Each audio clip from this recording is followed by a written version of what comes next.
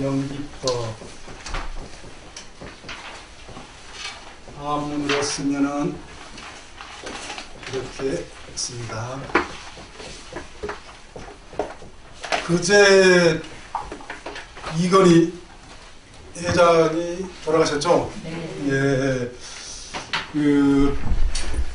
그러면서 이제 우리가 익히 알던 분들의 이제 죽음과 관련해서 여러 가지로 아마 생각을 해보시지 않을까 싶습니다. 전번에 박원 제정을 해서 불교 발전에서 하나의 어떤 역할을 해주기도 그러는데요.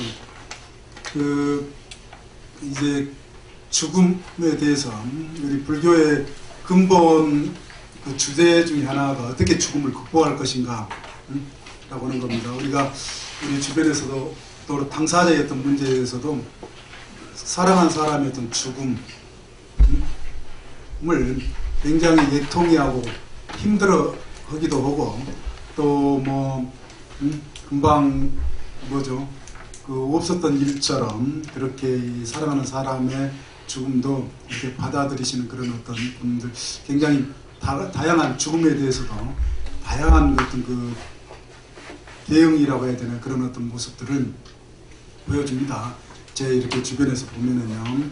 그런데 아무튼 이건희 씨의 이제 죽음과 관련해 가지고 제가 이제 뭐 신문이라든지 뭐 이걸 이제 많이 보지는 못했습니다만 일반 사람들의 이제 느낌이라 해야 될까요? 그걸 이제 어떻게 이제 받아들이는가에 대해서 이제 뭐 이동 중에라도 이렇게 휴대폰을 한 번씩 봅니다. 그런데 마지막 뭐 유훈이라고 해가지고 근데 그게 가짜 뉴스다. 전번에 아이폰에 누구였죠? 거기도 마지막 유훈이다 해가지고 굉장히 전 세계적으로 유명했는데 우리가 어떻게 이제 삶을 잘 살아갈 수 있을까라고는 아주 교훈적인 그런 내용이긴 했습니다. 이번에 이건희 씨에서도 이제 그게 그런 어떤 이야기가 인터넷상에 돌고는 있다라고 그러더라도 그게 뭐 가짜였다라고 하는 뉴스. 그러면서 댓글 가운데 제가 일반인들이 이제 어떻게 생각을 하고 있는가 그걸 이제 보니까는 여러 어떤 이야기들 가운데 눈길을 끄는 것 중에 하나가 이건희 씨가 돌아가신 게 지금 78세였던가요? 예. 그런데 어떤 분이 그렇게 써놨어요. 우리 아버지랑 동갑인데 우리 아버지는 엄청 건강 아버지가 행복할 것 같은 그렇게 써놓은 거더고요. 그리고 또 어떤 분은 또 이렇게 써놨어요. 김종필이 한 이야기 오래 산 놈이 이기는 것이고 먼저 죽는 놈이 지는 거다. 이런 이야기도 써놨더라고요. 그래 이제 최근에 아까 말씀드린 것처럼요 여러 어떤 사회적으로 이제 이렇게 알려진 분들의 또는 종교 지도자들의 이제 죽음과 관련해서 일반인들이 어떻게 이제 생각을 하는가 뭐 일반인 가운데서도 댓글에 참여하는 분들 자기 어떤 의사를 자기 견해를 이렇게 표명을 하려고 하는 사람들의 그게 이제 뭔가를 한 번씩 이렇게 밥을 모니터링을 한 번씩 이렇게 해보는데요. 최근에 우리 불교계는 아니고 개신교 쪽의 종교 지도자 두 분도 돌아가셨죠. 그래서 언론에 이렇게 났는데 살아생전에도 굉장히 그분들이 그러니까 종교를 떠나서 일반인들한테 지탄의 대상이 일종이 됐습니다. 그렇지만 그 종교 안에서는 굉장히 크게 선교에 큰 공헌을 하신 분으로 그렇게 칭송을 받았던 분인데요. 그런데 이제 아니나 다를까 댓글에 제가 이렇게 보니까는요. 댓글에 수없는 댓글들에 있어서 거의 죽음을 예도하는 분들은 거의 없더라고요. 죽음을 예도하는 분들은 거의 없고 일반인들 가운데는 거의 이제 뭐 일반이라고 봐도 되죠. 예도하는 분들 없고 거의 신랄하게 그분의 삶에 대해서 비판하는 이야기. 그러니까 저도 깜짝깜짝 놀라는 게요. 이렇게 그 일반인들 가운데서도 사회적으로 이 알려진 사람들의 삶에 대해서 깊숙이 잘 알고 있구나라고 하는 데서 제가 놀랐습니다. 그러니까 그 목사분들 두 분이 우리 어떤 사회에서 일어나는 어떤 문제들에 대한 태도, 예를 들어서 세월호에 대해서 하나님의 징벌이다 라고 한다든지 그런 이야기를 버젓이 했고, 그 외에 그 기독교적인 어떤 입장 속에서 생명에 대한 가치, 종교를 떠나 생명에 대한 어떤 가치에 대해서 함부로 이야기하는, 기독교계에서는 그 문제가 안 될 수가 있습니다. 그런데 그게 이제 일반인들한테는 굉장히 상처를 주는, 또 그 세월호 그 가족들에 대해서는 굉장히 상처를 주는 그런 이야기들을 서슴지 않고 했던 그런 것까지 다 그 예전에 한 이야기까지 요즘에 컴퓨터로 이렇게 조회를 해보면은 그 과거 전력에 대해서 사회적인 어떤 그 문제와 관련하는 게 발언들에 대한 이것도 다 조회가 대략 되잖아요. 낱낱이 그것에 대한 하나하나 열거를 하면서 그분의 이 삶에 대해서 평가를 해놨더라고요. 그래, 참 우리가 어떻게 살아야 될 것인가. 그 죽고 난 뒤에도 죽음 뒤의 행복이라고 하는 그 개념이 있어요. 저도 그 한 10여 년 동안 학교에서 그 국가에서 이제 지원을 해줘가지고 고려대에서 욕망과 행복 문제에서요, 행복에 대한 논의를 한 10년 동안 계속 일주일마다 이 불교, 유교, 서양철학 각 그 분야별로 해서 이제 세미나를 갖고, 그러면서 제가 아직까지 같이 이제 논의는 몇 번 했지만 딱 닿은 게 사실 뭐냐면요, 죽음 후의 행복이라고 하는 개념을 한 선생이 서양철학 전공자 선생님이 발표를 했습니다. 그래서 논문으로까지는 이제 완성을 하지는 못했는데, 참으로 개인적으로는 아리송성하기도 합니다. 죽음 뒤의 행복을 우리는 과연 이야기할 수 있을까? 그 당사자 죽은 뒤에, 그러니까 죽음을 완전한 끝이라고 불교적인 어떤 입장을 넘어 배제를 한다라고 일반인들의 어떤 입장이라고 생각을 한다라고 하면은, 일반인들은 보통 죽음 뒤의 끝이라고 생각을 하잖아요. 그런 뒤에 어떤 행복을 이야기할 수 있는가? 저는 의문점으로 남더라고요. 그런데 그것도 이제 불교는 사람들이 논의하는 것이 아니라 서양철학 전공자가 죽음 뒤의 행복, 요즘에 이제 한 철학자들에게 있어서는 그 문제도 살아있을 때 행복뿐만이 아니라 죽음 뒤의 행복까지도 이제 사유를 한다, 논의를 한다라고 하는 그 이야기를 했습니다. 그래서 우리가 살아있을 때 이렇게 잘 사는 것도 이렇게 중요하지만은 죽은 뒤에 행복을 참 이야기를 한다라고 하는 데에서 굉장히, 아직 저도 이제 완전히 풀지는 못했습니다. 예, 풀지는 못했습니다. 그렇지만은 아까 제가 목사분들 두 분 죽음에 대해서, 그리고 최근에 그 외에도 또 일제강점기 때는 독립군들을 잡아서 죽이고 군인 학대와 그런 분이 이제 나중에 전향 이렇게 해서 그분에 대한 입장도 많은 분들이 어때요? 거의 아주 비판을, 그런 기회주의적인 삶에 지나지 않는다 해서 비판을 하고, 또 어떤 분들은 그래도 6.25때 도움을 주지 않았느냐 해서 보는 입장들이 굉장히 다르면서 그분의 죽음에 대한 입장들이 다르면서 평가를 굉장히 다양하게는 그런 걸 제가 봤습니다. 예, 아무튼 예, 아까 제가 김종필 씨 이야기 오래 산 놈이 이기는 것이고 언제 죽는 지는 거다. 그럴듯합니까? 근데 이것도 저는 이 말을 딱 신문에서 또 언론에서 나온 것을 보고, 여기 계신 분들 어떻게 생각할지 모르겠지만 저렇게 나이 들어서 굉장히 장수했죠, 다른 분들은. 그런데 이 삶을 이기고 지는 것, 승패를 굉장히 오늘 인생관, 세계관과 관련되어 있는데요. 거기에 이렇게 이 의미를 크게 부여하면서 살았던 분이다.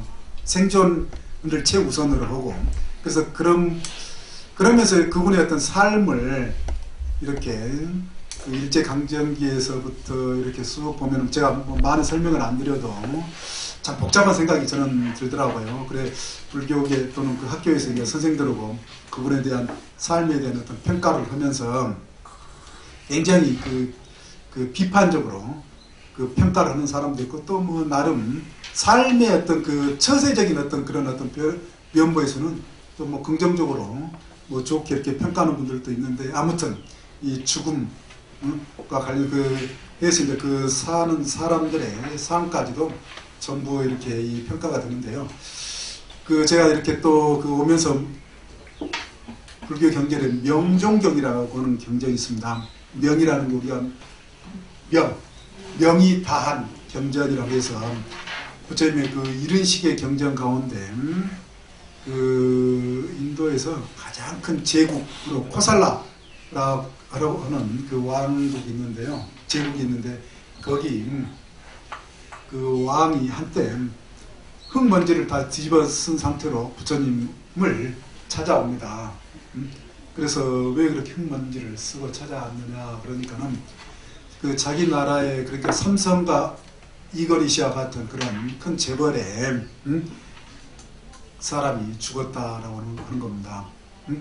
그런데 이게 그 경 내용을 이렇게 보면은요, 뭐 여러 어떤 그 우여곡절 끝에 자식도 없이 유산 상속자 없이 이제 최종적으로 끝나게 된 겁니다. 재산을 엄청 벌면서 그런데 그 어느 정도로 인색한 사람이었느냐, 그렇게 최고의 갑부인데도 불구하고 자기에게 돈 쓰는 것조차도 아주 인색한 그런 삶을 살다 간 겁니다. 그래서 이제 그런 어떤 평가와 함께, 그래서 이제 부처님께서 그 숙명통으로 그 갑부의 그러니까 전생을 이렇게 보면 왜 자기에게도 인색한 삶을 살 수밖에 없는가에 대한 그 인연, 인과, 원인과 결과에 대해서 이렇게 설명을 해 주셔요. 그리고 난 뒤에 지금 현재의 또 그 죽은 그 장자라고 그러죠. 불교에서 그러니까 재벌을 불교에서 장자라고 합니다.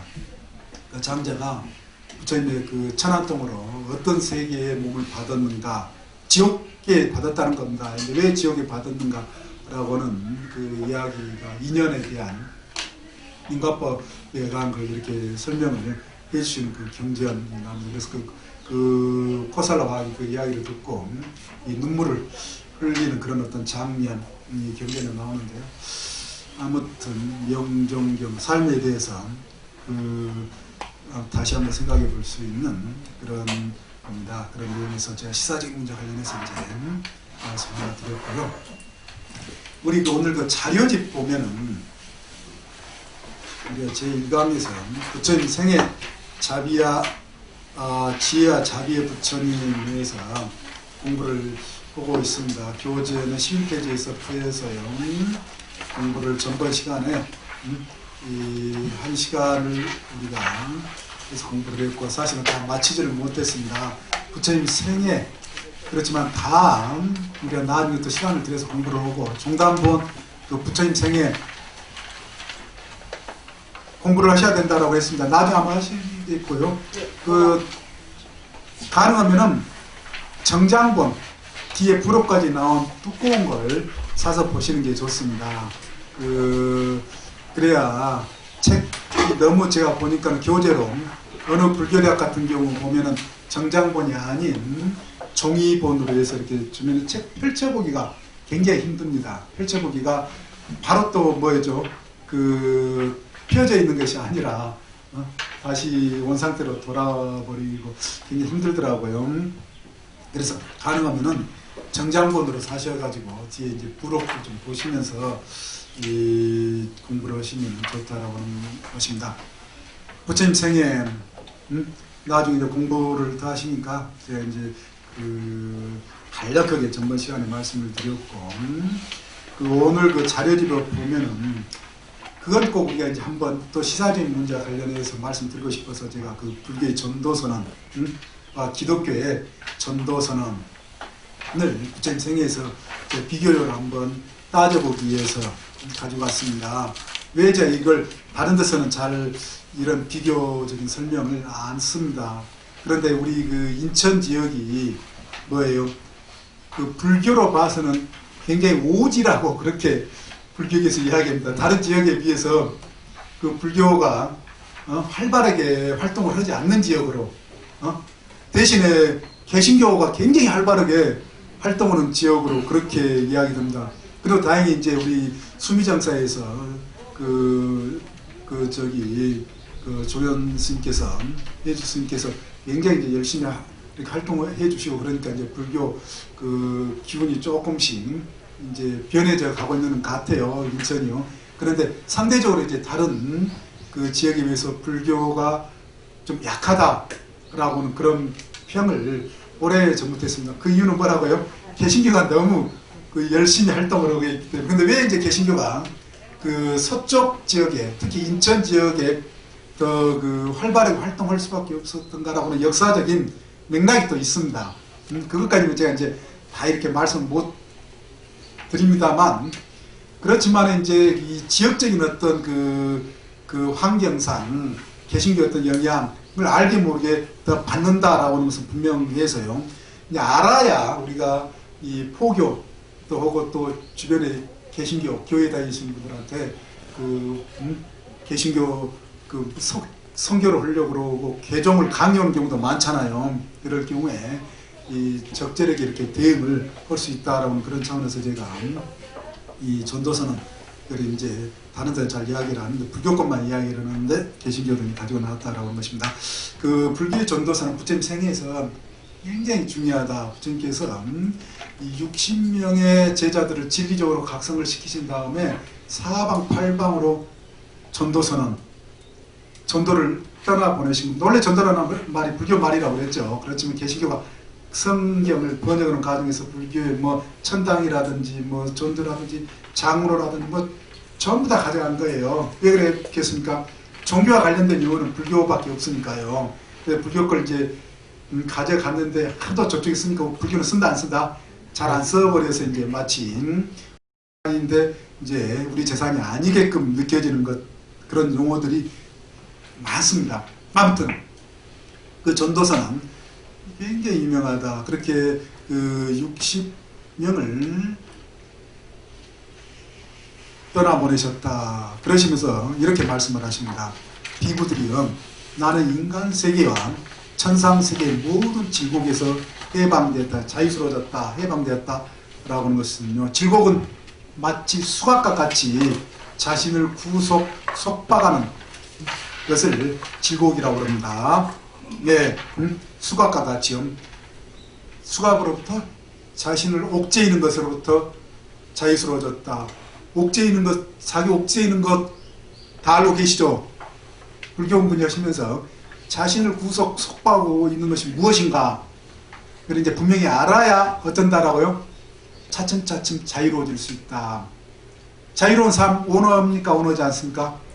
원하죠. 예, 알아야 된다라고 하는 것입니다.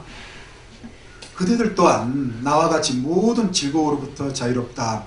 비구들이여, 이제 인간과 신의 이익을 위해 세계에 대한 큰 자비심을 가지고 대중들의 복지와 대중들의 행복을 위해 널리 돌아다녀라.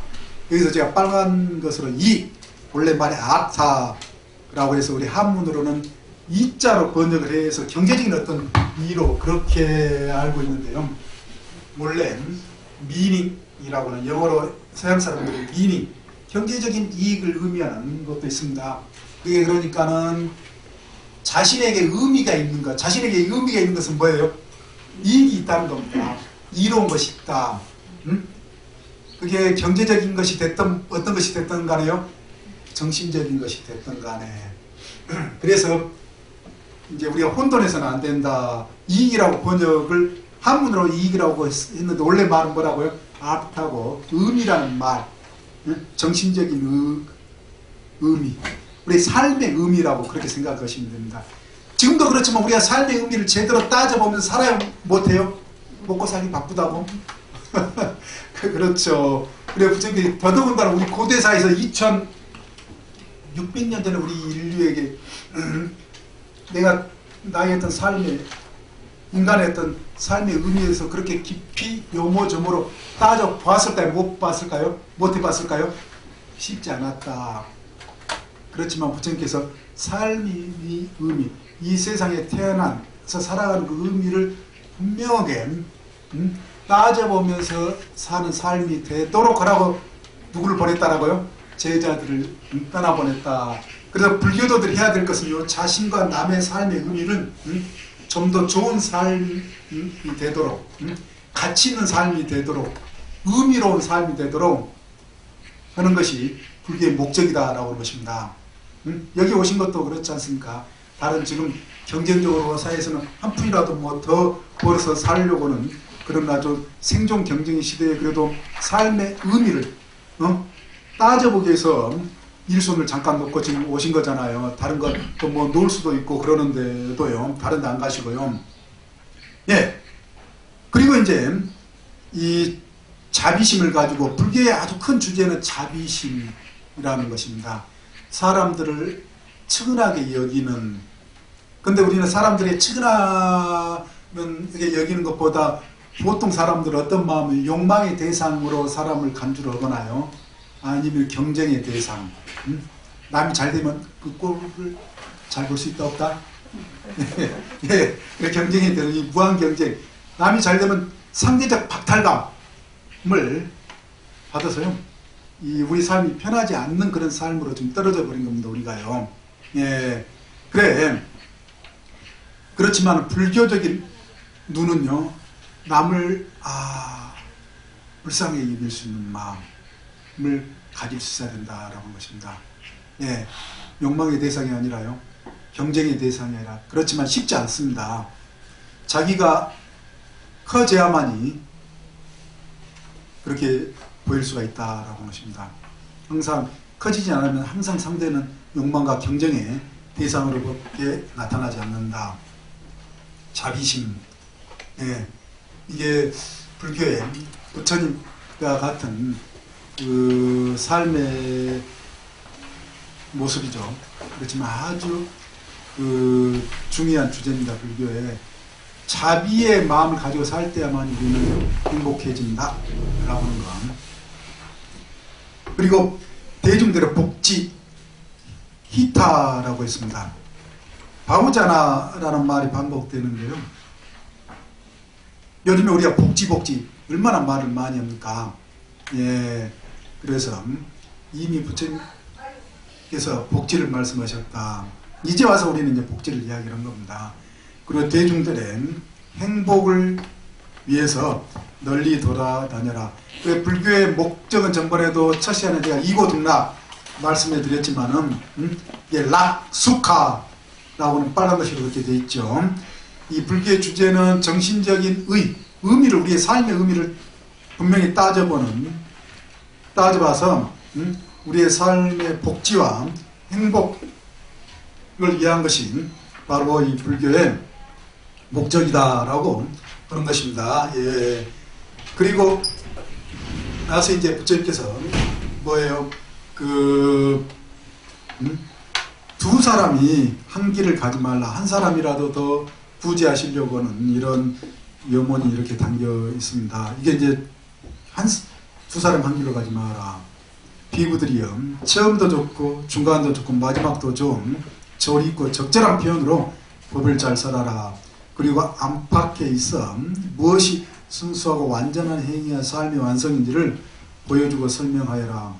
중생들 가운데는 법을 알아들을 아직 눈에 티끌이 없는 사람들이 있다. 이게 아주 굉장히 재밌는 이야기입니다. 눈에 티끌이 없는 중생들이 있다. 그러면 우리는 전부 다 눈에 티끌이 있다는 것입니까? 없다는 것입니까? 있다. 그런 생각 안 들으셨어요? 지금 와서 생각하니까 그때 내가 눈에 콩깍지만 끼지 않았더라면 저는 그런 생각 해보십니다. 콩깍지 씌워서 뭐 신기해 잘 됐다라고 하신 분도 있죠? 그러신 분들이 있고 또 그때 왜 내 콩깍지가 씌워가지고 라고 일종의 예, 콩깍지에 씌운 거, 티끌이 씌운다. 진리를 보지 못하는 놈입니다. 예, 진실을 보지 못하는 놈. 네. 그래 중생들은 기본적으로 진실을 볼 수 없는 눈의 구조를 가졌다. 티끌. 끼어 있다라고 보십니다. 우리 그 속담에도 뭐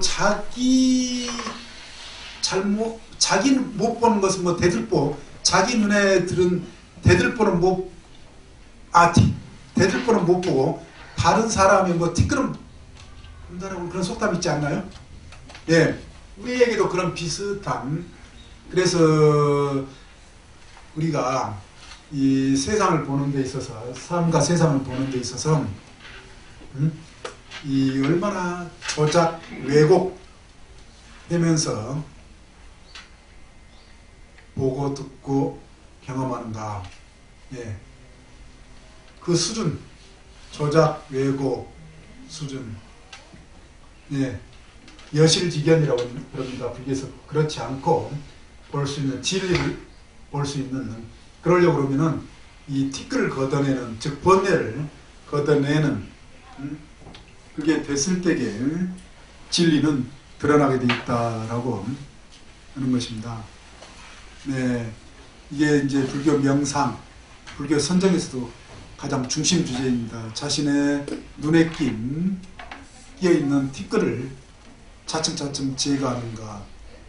예, 지금 가을 되니까 하늘이 그렇게 푸르고 맑고 좋아요, 안 좋아요? 그렇죠. 예, 그런데 그 좋은 수준이 다 같을까요, 틀릴까요? 다르죠. 어떤 분들은 굉장히 아주 청명하게 받아들여져서 아주 명징하다는 그런 표현이 가능한 분들도 있어요. 그래서 더할 나위 없이 행복하신 분들, 똑같은 세상이라고 하더라도요.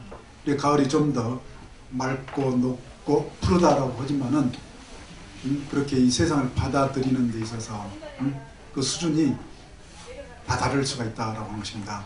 그 수준이 다른 것은 자신의 티끌, 이게 얼마만큼 끼어있지 않느냐, 맑아진 상태로 이 세상을 볼 수 있느냐에 따라서 세상은 달리 드러난다라고 하는 것이죠. 예, 그래,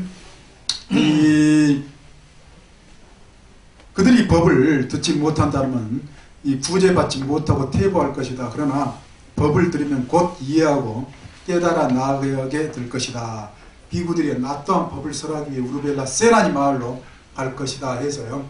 고체님께서 여기서 이제 홀로 세나니 마을, 그러니까 서울에서 구미까지 거리 정도가 되는 거리입니다. 300km가 정확히 안 되고 240km 정도라고 그렇게. 예, 그래서 서양 사람들은, 독일 사람들은 이제 인도에서 신문에서도 봤습니다. 직접 걸어서 왔다 갔다 해본 사람들도 있어요. 부처님이 길 따라 해가지고 보드가에서 소좀 뽑는지 사르나트에서 다시 녹양원에서 보드가야. 저는 못 해봤습니다만. 예. 그래, 부처님께서 가셔가지고 당시에 최고 종교 지도자, 지배 종교였던 우르벨라 가사파 삼형제 1000명을 부처님의 제자로 만들었다. 최고의 종교관사는. 전번에 그 말씀 간단히 제가 지나가면서 말씀드렸습니다. 예. 그리고 그 다음에 이제 기독교의 전도서는, 성경에 보면은 이렇게 또 전도서는 있습니다. 그걸 학자들이 이제 전도서는 해서 비교 종교학적인 측면으로 불교의 전도서는과 예수의, 기독교의 이 전도서는으로 종교학에서 비교 전에서 이야기를 하는데요. 성경에 마태복음에 이렇게 나옵니다. 이 예수께서 12를 보내시며 명하여 이르시되 이방인의 길로는 가지 말고 사마리아인의 고을에도 들어가지 말고. 오늘 자료 1페이지입니다. 아래요. 오히려 이스라엘 집에 잃어버린 양에게로 가라. 여기서 12이 왜 무슨 숫자일까요? 교회 예전에 다녀보신 분들. 네? 제자요? 그렇죠. 왜 12제자를 삼았냐는 거예요. 12지파 아니에요? 그렇죠. 12지파인데 왜 12지파라는 게 뭐예요? 이만희 그 목사도 이번에 전국을 12지파로 나눠서 관리를 했다고 그러죠. 그 신천지 종교. 왜요? 당시에 이스라엘 민족 이 12지파로 나눠져 있었던 거예요. 그래서 예수는 염두에 둔 것은 뭐라는 거예요? 12 이스라엘 지파로 나누어진 그것에 대한 한 명씩의 제자라는 거예요. 달리 이야기하면요. 그 뒤에도 나오잖아요. 그래서 이방인이라는 게 누굴까요? 이스라엘을 뺀 다른 민족들. 그러니까는 우리나라에 교회 다니시는 분들이 이방인이 아니에요? 이방인데 자기들 스스로 이방인이라고 생각을 해야 안 해요? 절대 안 해요. 절대 않습니다. 예수는 분명히 뭐예요? 수없이 그 반복이 돼요. 오로지 길 잃어버린 이스라엘 민족들에게 가라. 이방인이 가지 말아라. 굉장히 많이 나옵니다.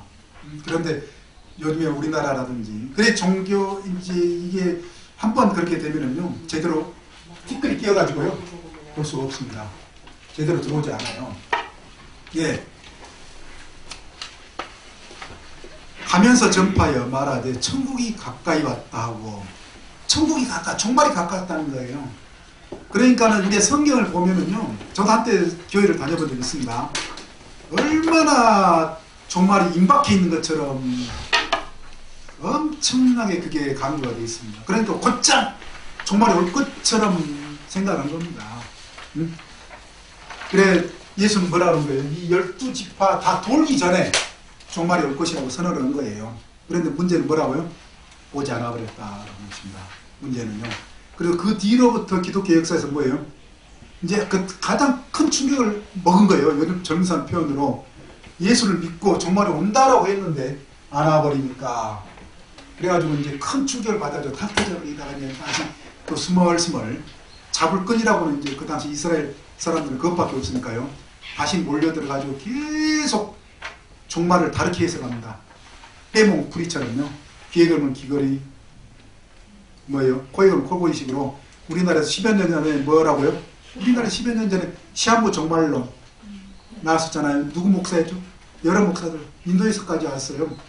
그래가지고 정말 금방이라도 올 것처럼 12시 돼가지고 불에 뭐 하나가 뛰어들었다라고요? 나방. 그래서 다 종말이라고 환호성 쳤지만 그 뒤에도 안 나오니까 굉장히 실망을 했대요. 그래 그 목사가 교도생활, 사회적 무리를 일으킨 그걸로 교도생활하고 나와서 제가 어느 그 이발소인가 그때 갔는데요. 신문이 있더라고요. 제가 보지 않는 신문인데 그게 지나가다 할 일 없어서 봤더니만요. 종말론의 종말. 그래가지고 그 목사가 교도에서 나오니까 10년 정도 교도 생활하고 나오니까는 그 어떻게 생각하느냐. 그러니까 뭔가 잘못된 것 같다. 종말론이. 그러니까 그 신문 기자가 뭐라고 제목을 잡아놨더라고요. 종말론의 종말. 종말론이. 그래 굉장히 인상적이어서 제가 안 잊어버립니다. 근데 아무튼 이 전도서는 이렇게 분명히 나오는 겁니다. 그리고 이 기독교의 목적이 딱 나옵니다. 병든 자를 고치며. 제가 일부러 줄도 꺼놨습니다. 그래서 교회에 다니는 사람들 보면은 병든 자 고친다고 하는 일이 많아요. 적어요. 뭐 안수기도 뭐 해가지고 각 신문에 보면은 죽는 경우도 있잖아요. 안수기도 뭐 잘했는지 잘못했는지 모르겠지만은 그래서 죽여버리는 경우도 있죠. 주변에 그런 일 뭐 들어보신 적 없어요? 있어요. 예, 죽은 자를 살리며. 이게 죽은 자를 살린다라고 하는 것 때문에 성경에 그 신약에도 무덤아 갈라져라 하니까 예수가 뭐 무덤에 있는 사람이 뭐 사라져 나왔다는 뭐 그런 이야기도 뭐 나오고 그러잖아요. 나으면 환자를 깨끗이 하며 이 질병과 관련해 가지고요. 그래서 이제 병에 고칠 수 없는 병이라든지 병이 힘드는 분들이 이제 마지막에 이제 교회 다니는 분들이 이제 많잖아요. 그리고 귀신을 쫓아내야 돼. 귀신 쫓아낸다. 그래 교회에서 주로 이제 하는 게 귀신 쫓아내는 집회, 종교 집회를 많이 갔잖아요. 왜 그렇게 했습니까? 귀신들에서 아픈 것을 생각하는 거예요. 미치고 아픈 것을 생각한다. 예전에 우리 인류 조상들이 거의 동서고금을 막론하고 그런 식이었습니다. 우리도 무당의 종교가 뭐예요? 아프고 우리가 그러면은 뭘 해서 귀신 쫓아내요? 굿을 해서 다 똑같은 거다라고 하는 겁니다. 별반 차이가 없어요. 별반 차이가 없습니다. 예, 귀신을 쫓아낸다. 이게 그냥 나오는 게 아니다. 그 당시에 이 예수의 세계와 인간에 대한 이해 수준이라는 거에 달리 이야기를 하면요. 예. 귀신 들려서 아프다는, 왜 이제 귀신 들렸다라고, 그 당시에 유태인들이라든지 중동 사람들이 아픈 귀신 들린 사람들이 많았습니다. 왜 귀신 들린 사람들이 많았냐? 여러 학자들이 이야기를 해요. 돼지고기 그 사람들 먹게 해요? 못 먹게 해요? 성경에? 못 먹게 합니다. 돼지고기. 그래 예수도 돼지 떼를 비탈길에 몰살 시키는 장면이 나와요. 돼지 떼를요. 성경에 유심히 봐보십시오. 지금 이스라엘 유태인들이라든지 이슬람 교도들도 돼지고기 먹어요? 안 먹어요? 안 먹어요. 끔찍하게 안 먹어요. 그거 닿기만 해도 천당 티켓 박탈당한 것으로 생각을 합니다. 그렇게 혐오 동물로 돼지고기를 만들어 놨어요. 왜 그랬는가? 여러 이야기 중에 하나가, 우리도 우리나라에서도 돼지고기 잘못 먹었다가 설익은 채로 먹었다가 어떤 경우가 있어요? 뇌까지 타고 올라가서 미친 경우, 죽거나 그런 경우. 그게 예전에는 더더군다나 유목 이 이스라엘 족속들이 뭐예요? 사막 양떼라든지 소몰이 이 사람들이잖아요. 유목 거기서 목재들이 많지 않잖아요. 그러니까는 단백질 공급원에서 굉장히 필요를 하는데도 불구하고 그거 먹고 미친 사람이 많이 나온다라고 하는 겁니다. 달리 이야기를. 그러면 어떻게 생각했겠어요? 예전에 과학이 발달하지 않는 상태에서는 돼지고기는 무슨 뭐 신이 저주는 귀신, 신 이런 어떤 동물이구나 이런 생각을 했을 것이다 라고 하는 겁니다. 달리 이야기를 하면요. 그래 너희 전대에 금이나 은이나 도움을 가지지 말고 여행을 위하여 배낭이나 두벌의 옷이나 신이나 지팡이를 가지지 말라. 이는 일꾼이 자기의 먹을 것을 받는 것 마땅함이니라. 이 부분에 있어서 가끔 이제 저희 아는 예전 한때 교회 다녔던 사람들이 요즘 교회 어때요? 큰 대형 교회 하면 또 목사분들이 아주 악착같이 재산 축적을 하려는 이런 비리들이 나타나거나 아니면 자기 아들에게 상속 유산 교회 상속 세습하는 이런 기사들이 많이 나오는 것에 대한 비판으로 이 기절해서 한때 교회에 다녔던 사람들이 저한테 이야기해줘요. 예수는 뭐라고 그랬어요? 전도선으로 나갈 때 돈도 가지고 가지 말고 전대를 가지 말라는 거예요. 두 벌의 옷이나 신이나 지팡이를 가지지 말라.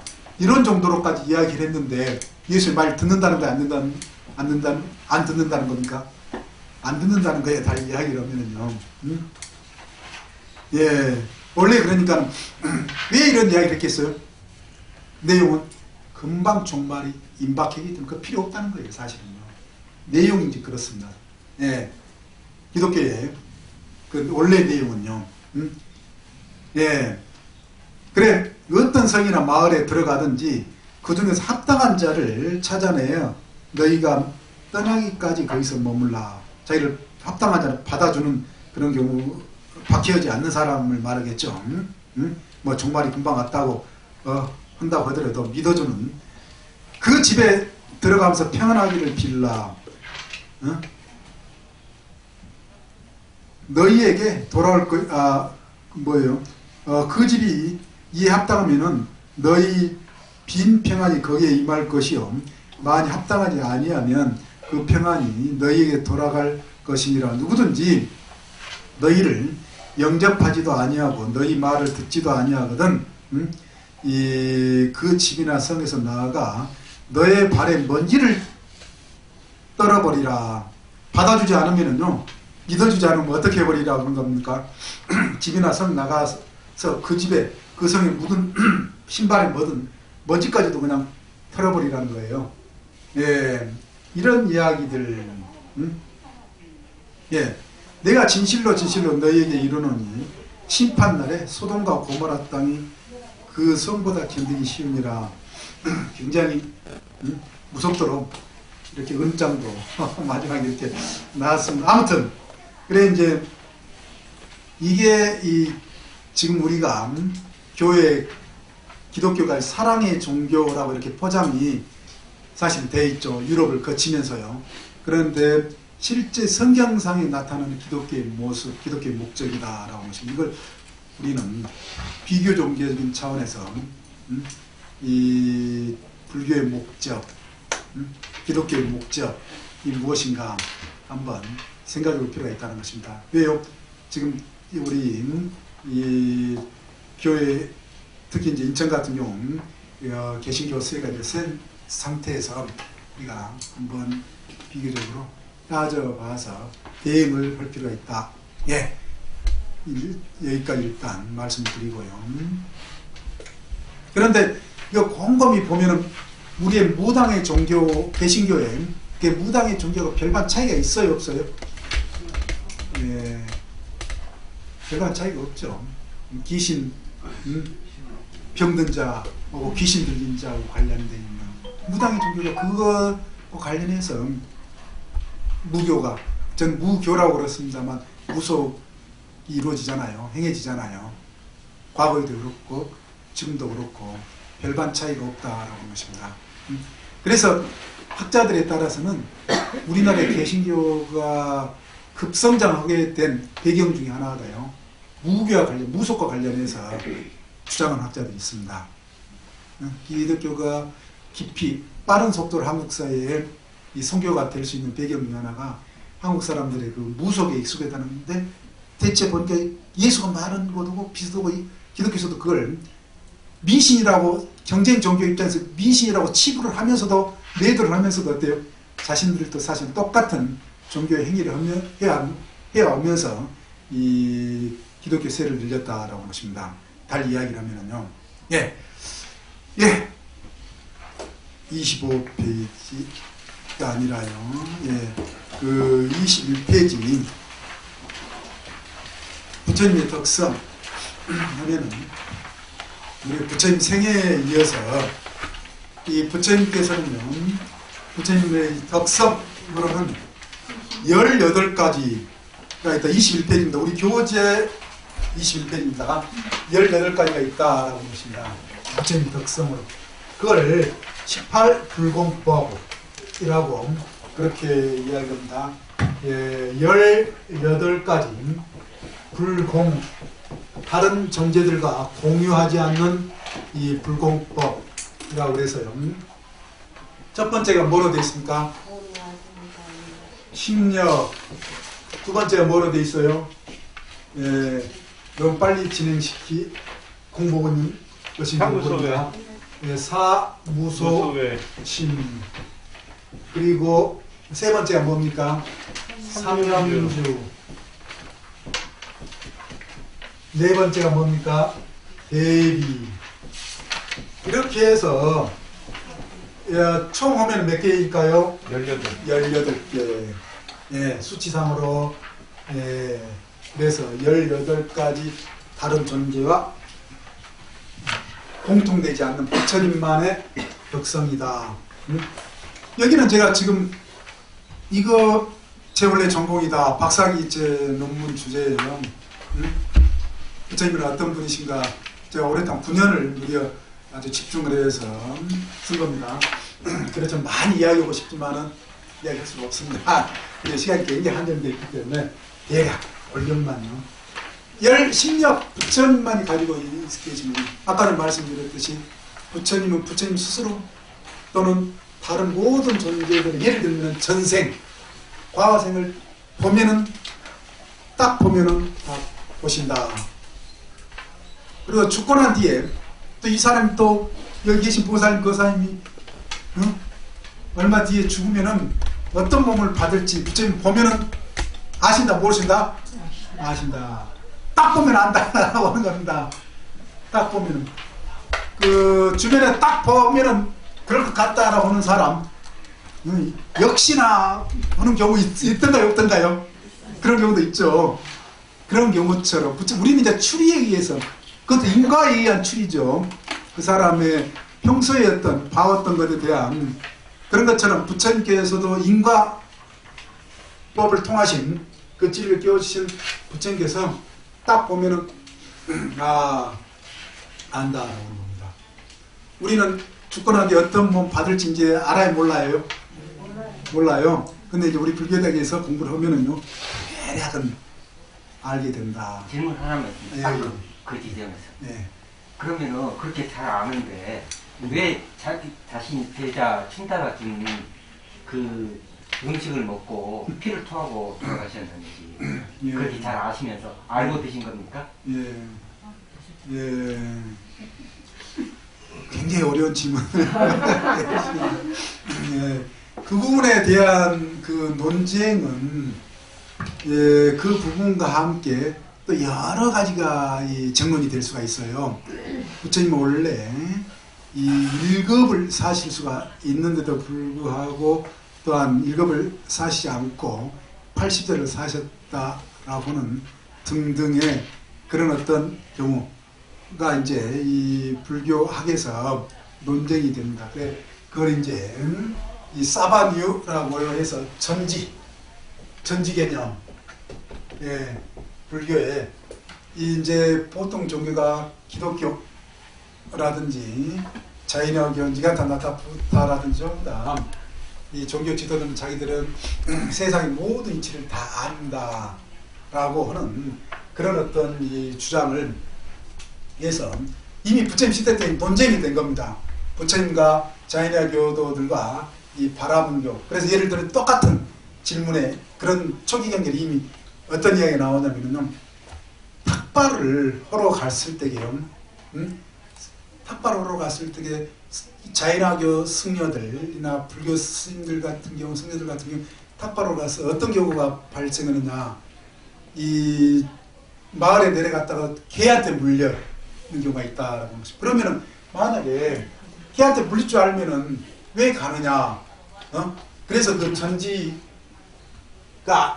맞느냐 틀리냐 이런 어떤 이제 쟁론이 이미 이 가장 이런 식의 경전에 이 논의가 된다라고 하는 것입니다. 그런데 지금 이제 그 부처님께서 춘다의 마지막 공양을 이제 드시고 이 뭐죠? 그 반년 만에 드실 것이다라고 하는 것은 답은 뭐냐? 아셨다라고 그렇게 이야기가 됩니다. 예. 그래서 이미 오래전에 아셨다. 그런 어떤 것을요. 그래서 이 거의 이제 그건 이제 아셨다고 일단은 나오는데요. 그런데 이제 여기서 이제 전지 개념 그 관련해서 알 수 있는 능력에 관한 미래를 알 수 있는 이 어떤 능력에 대해서는 이제 세부적으로는 이제 다른 종교는 굉장히 달라요. 다르다라고 하는 것은 뭐냐면은 기독교라든지 뭐 기독교에서도 그렇잖아요. 전지전능한 하나님이라는 표현을 쓰잖아요. 네, 안다라고 했을 때 자이나교라든지 다른 교들 그냥 아무 때나 마치 그러니까 우리가 세상을 살면서 지금 제가 그러니까는 이 세상 모든 것이 다 아는 것으로 머릿속에 이렇게 펼쳐지고 있는 그런 상태, 전지라는 것은요, 그런 상태이냐. 불교에서는 그건 아니다라고 합니다. 그게 그러니까 굉장히 이제 불교가 합리성을 이제 가지려고 하는, 합리성을 보여주려고 하는 그 설명인데요. 그러니까는 달 이야기를 하면은요, 지금 휴대폰을 가지고, 휴대폰 비로 이야기를 하면은 휴대폰 하나에서 세상의 모든 것이 다 동시에 어떻다는 거예요. 작동을 해서 인지가 가능한. 그런데 불교에서 부처님께서는 뭐라고 하냐면요. 그렇게 되는 전지가 아니다라고 하는 것입니다. 주의를 집중했을 때, 알려고 했을 때에. 네. 그 점이 이제 불교하고 다른 점하고 차이입니다. 그냥 동시에 한꺼번에 자신이 언제 어디서나 다 펼쳐지는 그런 어떤 전지다? 아니다라고 하는 것입니다. 아니다. 네. 알려고 했을 때. 그게 이제 하나는 이제 세부적으로 다루는데요. 아까 이제 그 말씀은, 그 질문은요, 분명히 알고 계시다. 그래서 그 경전에 빠린 이빠나 수타타라고 대반열강에 보면 춘다의 그 마지막 공양이 오히려 칭찬이 돼요. 그 공양의 공덕이 나무라거나 후세 제자들에게서도 그 공양을 비판하는 그런 게 아니라 굉장히 칭송하는 그런 마지막 공약으로 이야기가 되고 있다고 보십니다. 예, 예, 아니 저기 그 중앙일보에 예. 요즘 신문에도 이게 부처님이 마지막 공약이 돼지고기라고 나오잖아요. 그렇죠. 근데 그게 설사 나가지고 피똥 싸서 돌아왔었다는 예. 얘기가 나오거든요. 예. 그러면 그 중앙일보 100 그 기자 예, 아주 글 잘 쓰더라고요. 예, 그게 지금도 논쟁인데 예. 부처님께서 그것도 지금도 논쟁이 됩니다. 예, 그게 예. 돼지고기를 왜 먹냐. 그렇게 그래서 자기가 이제 그 학계에서 이제 두 가지 주장이 있습니다. 버섯 요리였. 그 버섯 요리를 하면 버섯 요리를 하든지 예. 왜 하면 맨날 돼지고기 그런데 그 이제 먹고 해석상의 문제다. 해석상이에요. 해석상의 이제 그 용어를 어떻게 이제 해석해야 될 것인가. 그래 학자들이 이런 주장까지 있어요. 예전에 그 송이버섯을 예를 들어서 이런 버섯 찾는데 후각이 아주 발달해 있는 동물이 어떤 동물이에요? 돼지를 이용해 가지고 잡아서 무슨 그 이제 그 버섯에 관한 무슨 뭐 그러니까 돼지 무슨 뭐 버섯이라고 한다든지 예를 들면은 그런 식의 어떤 이름이 이게 이 잘못 이렇게 내려왔을 것이다. 그런데 저는 개인적으로 돼지고기일 가능성이 많다고 저는 개인적으로 봅니다. 제 그 언어의 어떤 감으로는. 왜 그러느냐. 언어 감이든 초기불교였던 부처님께서는요. 부처님 제자들은요. 중생들이 주시는 것은 안 가리고 다 드신 거예요. 그게 차별하지 않는다. 응? 근데 단지 그 뭐죠? 드시지 않는 거절해야 되는 음식은 사람 고기라든지 예를 들어서 10가지 동물에 대한 그 고기 그것은 이제 받지 마라. 응? 그리고 또 삼정유라고 해서 자신을 위해서 자신을 위해서 죽여서 뭐예요? 응? 고기를 이렇게 고기 대접을 하려고 하는 것을 보거나 듣거나 그렇게 의심되는 경우가 있다라고 보면은 받지 마라. 응? 탁발을 나갔을 때 얘기죠. 그렇지만은 그 저기 탁발을 나가서는 거의 대부분 관행상이 있어서요. 주면 주는 대로. 그래서 거기에는 고기도 들어가 있습니다. 그래서 지금도 그 동남아 불교에서는요 고기 다 들어요. 전통적으로.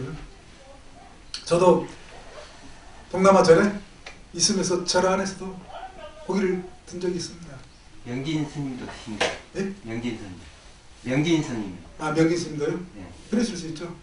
그러니까는 우리나라에서 이제 그러니까 우리 불교가요 고기를 육식을 아주 배제를 하고 완전한 채식을 주장하게 된 것은 사실 불교 역사상 보면은 그 처음부터 그런 건 아니에요.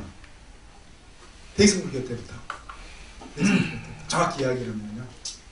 대승불교 때부터입니다. 예.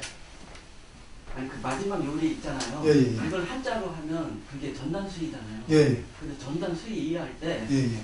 그 남곡에 기자 들어가서 그렇죠. 그게 버섯 이자입니다. 그렇죠. 한자 번역하면. 예. 그럼 그게 버섯 요리의 가능성이 좀 없지 않아 있다는 얘기죠. 예. 그래서 이제 학자들이 그렇게 주장을 하고 그렇게 또 믿고 싶어지면 왜 그러냐면 육식을 이제 그 배제한 어떤 채식 중심의 불교 어떤 식단으로 생각하신 분은 더 믿고 싶어요, 그걸요. 그런데 아까 제가 말씀드린 것처럼 이제 불교 역사상에 그 채식만이 원래는 부처님께서도 육식을 하셨어요. 네, 찾아서 드시는 것이 아니라 주어지는 것은 중생들이 그러니까는 이 당시 어때요? 먹고 살기가 바쁘잖아요. 다 힘들잖아요. 예전 과거 2600년 시대에. 그래 이제 중생들이 음식을 할 때에 그때 가서 이제 마을마다 7집 정도 음식이 다 한 집에서 많이 얻을 수가 없잖아요. 또 받아서는 안 되잖아요. 왜 그러냐면 예전에는 가난한 사람들의 동네에서 어때요? 자기 집 가족들이 간신히 먹을 만큼 해서 밥을 지어서 먹잖아요.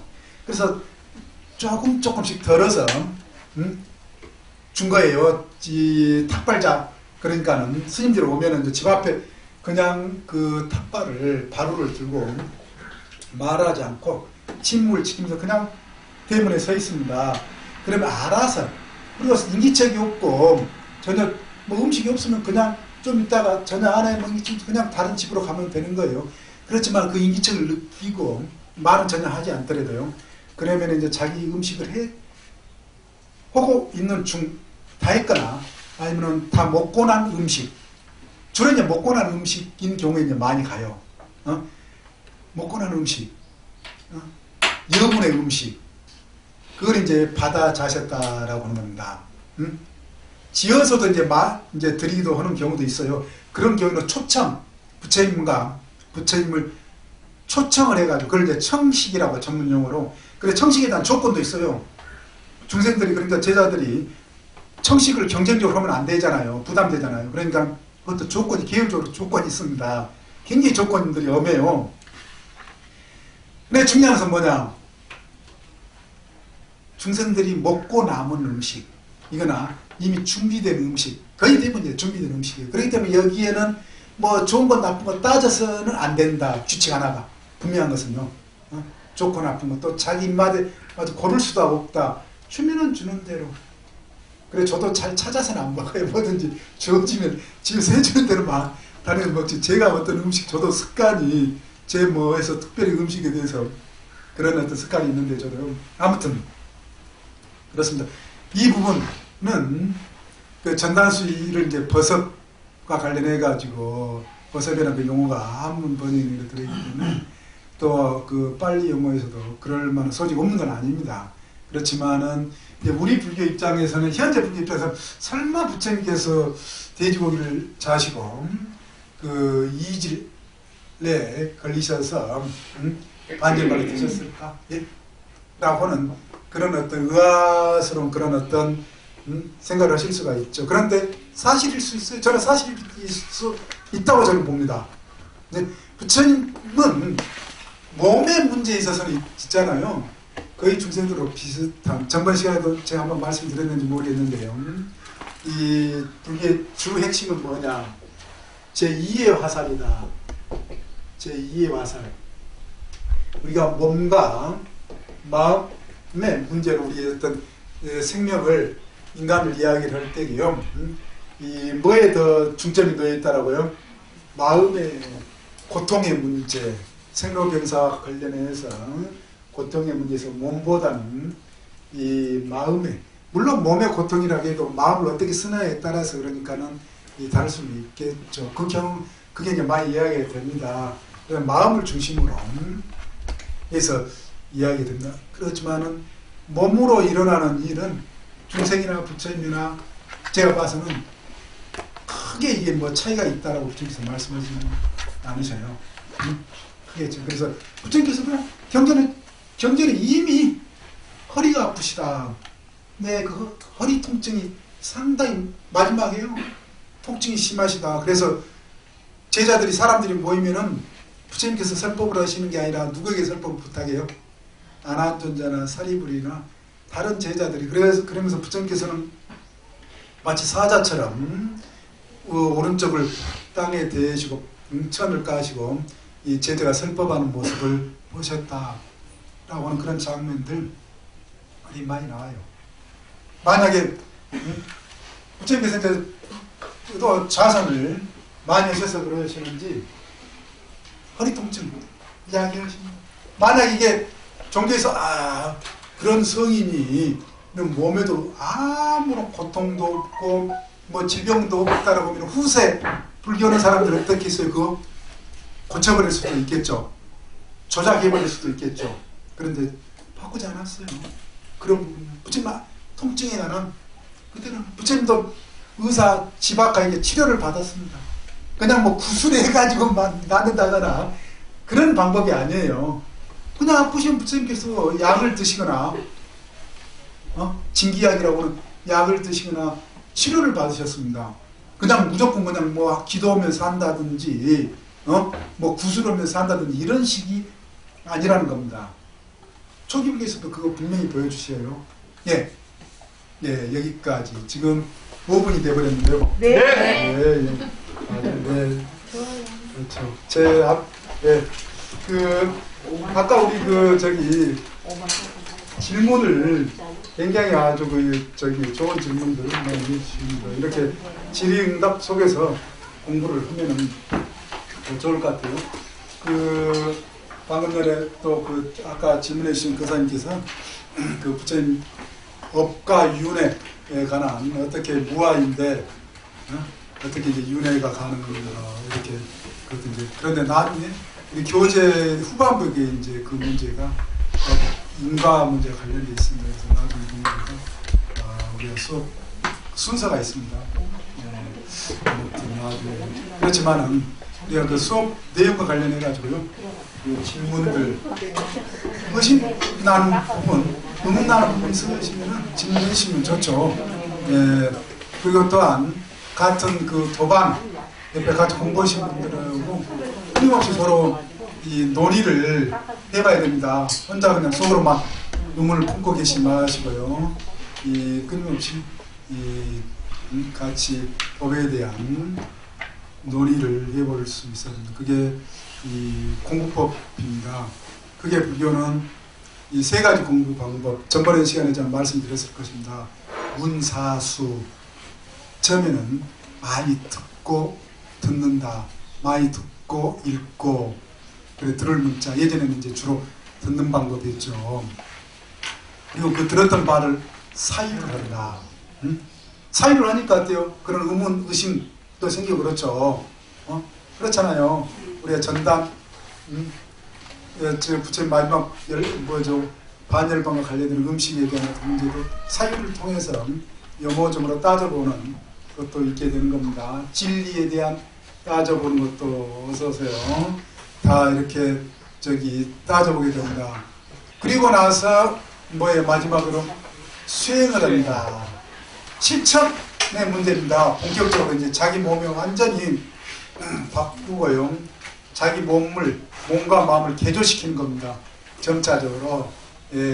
오랜 동안의 습관과 기억으로부터, 잘못된 기억으로부터 기억에 구속받으면서 사는 힘든 삶으로부터요, 이 자유를 얻을 수 있어야 됩니다.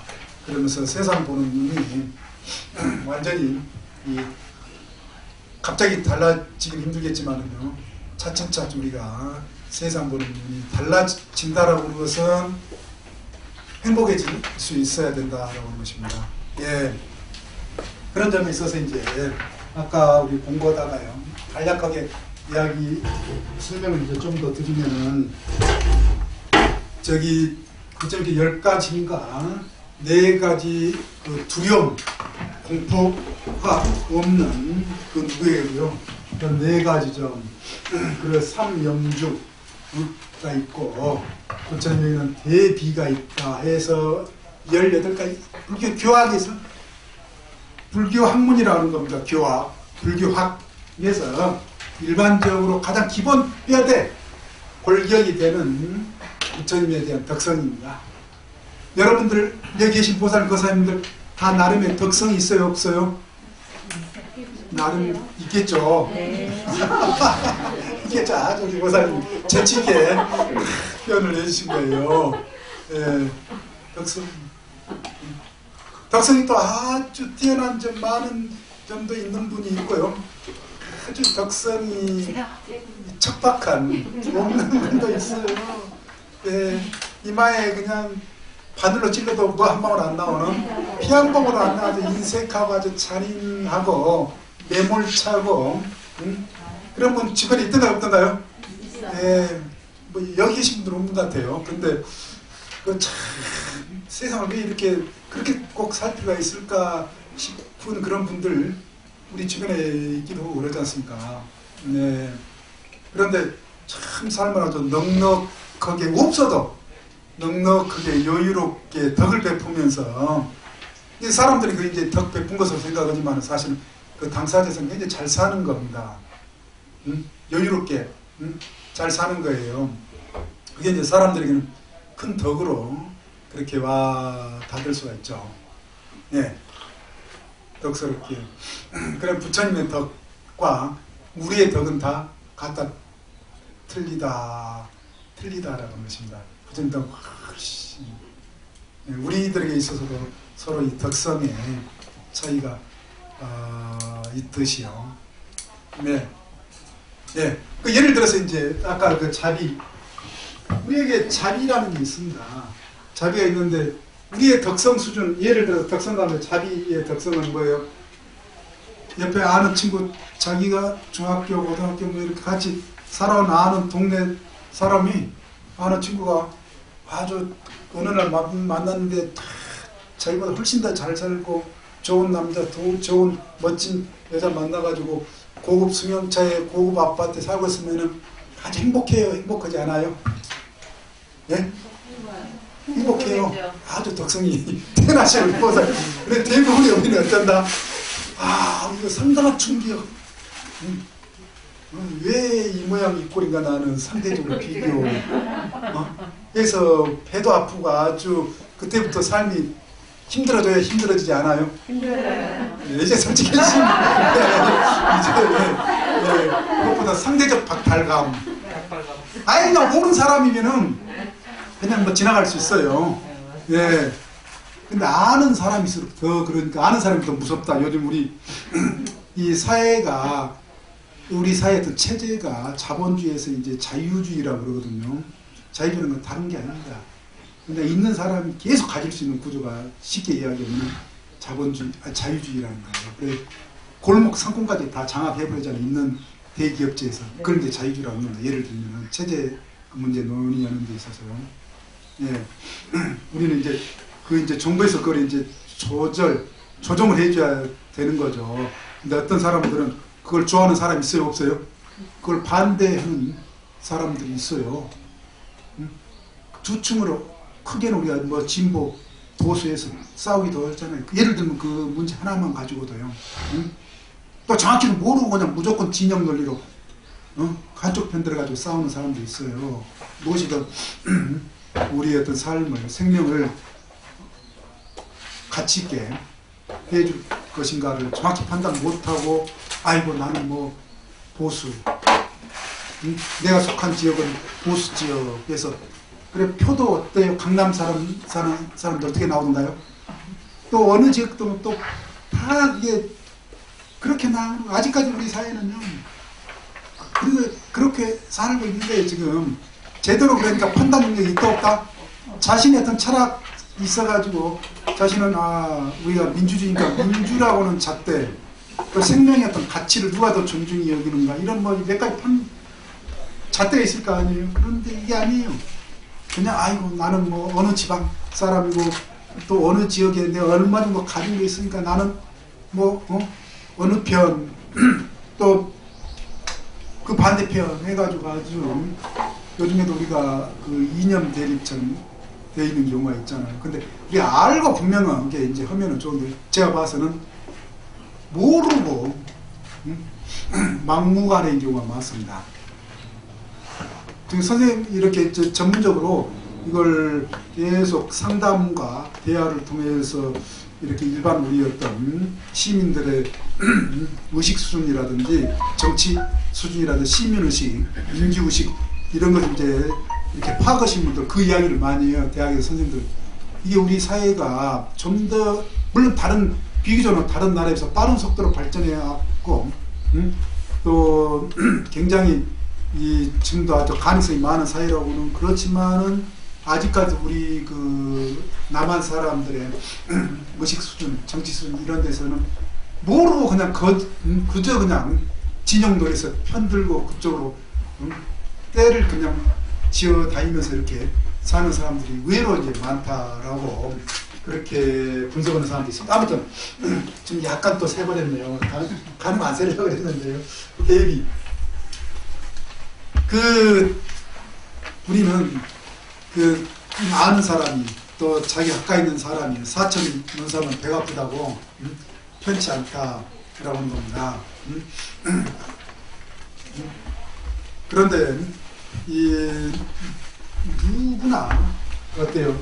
남이 잘 되고 행복해지는 그걸 보면서 편하게 받아들일 수 있고 즐겁게 받아들일 수 있고 축하해 줄 수 있고 축하해 줄 수 있고 그게 바로 이 대자별이다라는 것입니다. 대자별이. 그래 우리 중생들은 아는 사람이 잘 됐다고 생각하는 사람, 배가 아팠던 사람이 이제 계속 못 되기면 그때 속으로 폐제를 부른대요. 폐제를. 회제를 아주 속으로 기쁨이 그때 이제 희열감이 그래 그에 대한 어떤 연구 실험들 여러 가지 재밌는 이야기거리들이 있습니다. 시간이 많으면 제가 그 이야기 드리면 참 우리가 재밌게 얼마나 우리 중생심이라는 게 참 그야말로 얄팍한가 천박한가 라고는 우리 그 진단이 가능한 이야기들이 이제 많이 있는데요. 그런데 문제는 이제 우리 이제 사회에서도 자기보다 이제 잘 살고 기뻐해주고 뭐 그런 차원이 있지만은 이건희 씨 뭐라 하더라도 참 그 인생 안 됐다. 돈은 많고 사람들 돈 많아서 그렇게 대접은 받고 살았지만은 참 그 사람 안 됐다. 불쌍히 여기는 마음. 자신보다 지위가 높고 재산도 많고 뭐 여러분부터 잘생기고 건강한 사람이라도 그래 그런다 하더라도 그 사람이 불쌍하게 보이는 그럴 수가 있어요 없어요? 우리는요? 자기보다 더 못났다 자기보다 더 가난하고 힘들게 사는 사람에게는 한 푼을 거기에 우리는 적선을 할 수 있을지 모르겠지만은 이 우리보다 더 잘생겼다고 생각하는 사람 부자라고 시기 질투 분노 그런데 그런 어떤 존재들에 대해서 불쌍하다 그런데도 불쌍하다라고 느낄 수 있는 마음 그게 바로 뭐라는 거예요? 부처인 마음이다라고 하십니다. 예. 우리도 그러니까는 만약 그렇게 되면 이제 달라지는 거죠. 우리가 그런 부러워하는 사람이 있겠습니까? 없겠습니까? 없죠. 만약 그렇게 되면은요. 요즘 말로 부러움 하면은 뭔다? 요즘에 또 뭐 진다라고는 말까 얼마만큼 그런 우리가 그 세계에 지금 살고 있는지 몰라요. 그런 말이 횡행할 정도로요. 예. 그런데 부러움하는 것이 없이요. 불쌍하게 여겨지는. 그래 보았자 중생이다라고 하는 예. 그런 마음. 야, 우리가 이제 그런 마음을 느껴야만이 제대로 된 삶이 된다라고 것입니다. 시기 질투, 분노, 상대적 박탈감에 부러움에 예? 때문에 우리 인생이 스스로 피폐해지지 않는 그런 삶이 되는. 그런데 우리가 그렇지 못하잖아요. 그런데 부처님은 어떻다는 거예요? 모든 존재에게 이런 어떤 불쌍하다는 마음이 일어난다라는 것입니다. 그게 우리 중생도로 다른 거죠. 그래서 대자 대비 줄임말입니다. 큰 사랑과 큰 불쌍하다는 마음. 사람들 우리가 불쌍하다라고 하는 마음을 대단히 싫어하는 사람도 있어요. 자기 연민을 스스로는 연민감에 빠져 있는 경우가 많죠. 보통 사람들이요.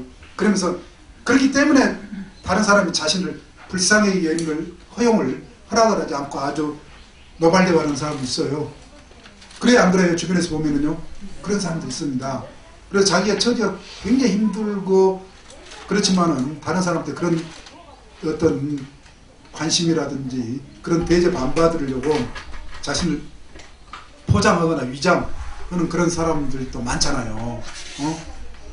그런데 우리가 이제 불쌍하게 보일 수 있는 이런 어떤 눈, 이게 이제 대단히 사실 종교적이다라고 하십니다. 종교적인 불교입니다. 대단히 위대한 마음이라는 겁니다. 예, 예.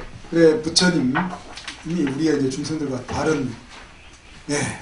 그리고 이제 29페이지로 넘어가겠습니다. 세계관의 의미로 되어 있는데요. 30페이지 보면은 세계관은 30페이지 중간에 그런 말이 나와 있습니다. 세계관은 삶의 방향과 내용을 좌우하는 근간임이 틀림이 없다. 거기다 빨간 줄로 줄쳐놓으십시오. 중요한 이야기입니다. 세계관의 의미가 뭐라고요? 칠판에다 제가 써드렸는데요. 내 삶의 내용과 방향을 좌우하는 근간, 뿌리다라고 하십니다. 예. 지금 여기 계시는 분들 삶의 내용, 방향 다 있어요, 없어요? 있어요. 대단히 이건 분명하게 있습니다. 살아오면서요. 앞으로 어떻게 살 것이다. 맨날 입으로만 하기도 하고 또한 생각하는 대로 실천해서 사는 분들도 있을 수가 있습니다. 목표했던 거 이뤄내기도 하고요. 삶의 방향 나름 다 방향성이 있다.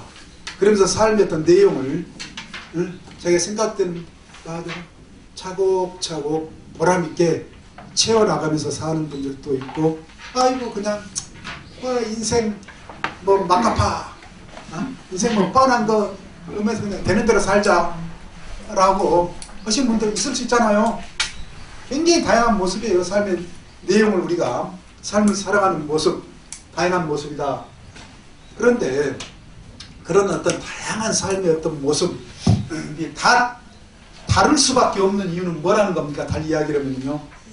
세계관이 그렇죠. 세계관이 다르기 때문에 그렇다. 세계관. 아이고 그 인생 죽으면은 이 세계의 근원 본질 인간의 근원과 본질 이런 어떤 자기 나름대로 어떤 세계에 대한 근원과 본질에 대한 어떤 이런 이해 견해에 따라 가지고 죽으면 끝이다 라고 생각하는 사람이 있어요. 죽으면 끝이다 라고 하면은 가능하면 이제 어떻게 생각하느냐.